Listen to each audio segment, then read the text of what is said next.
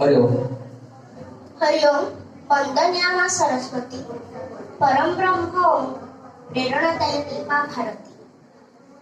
ଏହି ସଭାରେ ଉପସ୍ଥିତ ଥିବା ମାନନୀୟ ପ୍ରଧାନାଚାର୍ଯ୍ୟ ମହୋଦୟ, ପୂଜ୍ୟ ଗୁରୁଜୀ ଗୁରୁମା ବୃନ୍ଦ, ପୂଜ୍ୟ ଅତିଥି ବୃନ୍ଦ ଏବଂ ମୋର ସ୍ନେହର ଛୋଟ ବଡ଼ ଭାଇ ଭଉଣୀମାନେ, ଆଜି ହେଉଛି ଅକ୍ଟୋବର 9।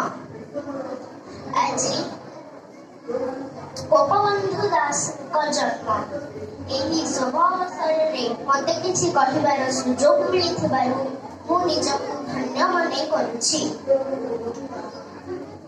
ଗୋପବନ୍ଧୁ ଦାସ 1877 ମସିହା 9 ଅକ୍ଟୋବରରେ ପୁରୀ ଜିଲ୍ଲାର ସ୍ୱାଣ୍ଡ ଗ୍ରାମରେ ଜନ୍ମଗ୍ରହଣ କରିଥିଲେ।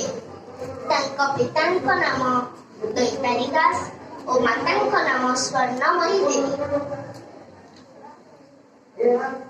ସେ ପୁରୀର ଜିଲ୍ଲା ସ୍କୁଲରେ ମେଟ୍ରିକ୍ ପାସ୍ କରିଥିଲେ ଓ କଟକର ରେଭେନ୍ସା କଲେଜରେ ସେ BA ପାସ୍ କରିଥିଲେ। ସେ ଉଚ୍ଚ ଶିକ୍ଷା ପ୍ରାପ୍ତ ପାଇଁ କଲିକତା ମଧ୍ୟ ଯାଇଥିଲେ। ସେ ଆମ ଦେଶ ପାଇଁ ଅନେକ କାର୍ଯ୍ୟ କରି ଯାଇଛନ୍ତି। ସେ ତାଙ୍କ ଛାତ୍ର ସମୟରୁ ଅନ୍ୟମାନଙ୍କ ସାହାଯ୍ୟ କରିବା ପାଇଁ ବହୁତ ଭଲ ପାଉଥିଲେ।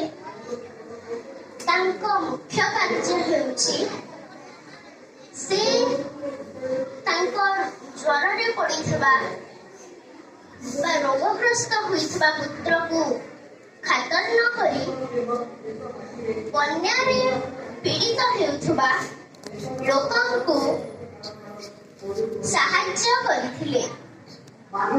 ସେ କଳ୍ପଲତା ନାମକ ଏକ କାବ୍ୟ ରଚନା କରିଥିଲେ। ତାଙ୍କ ଏକ ଅମର ବାଣୀ ହେଉଛି, ମିଶୁ ମୋର ଦେହ ଏ ଦେଶ ମାଟିରେ, ଦେଶବାସୀ ଚାଲି ଯାଆନ୍ତୁ ପିଠିରେ, ଦେଶର ସ୍ୱରାଜ୍ୟ ପଥେ ଯେତେ ଗାଢ଼, ପୁରୁ ତହିଁ ପଡ଼ି ମୋର ମାଂସ ହାଡ଼। ଏହି ଶୁଭ ଅବସରରେ ମୁଁ ତାଙ୍କୁ ମୋର ଭକ୍ତିପୂର୍ଣ୍ଣ ଶ୍ରଦ୍ଧାଞ୍ଜଳି ଦେଇ ମୁଁ ମୋର ବକ୍ତବ୍ୟକୁ ବିରାମ ଦେଉଛି। ଏତିକି କହି ମୁଁ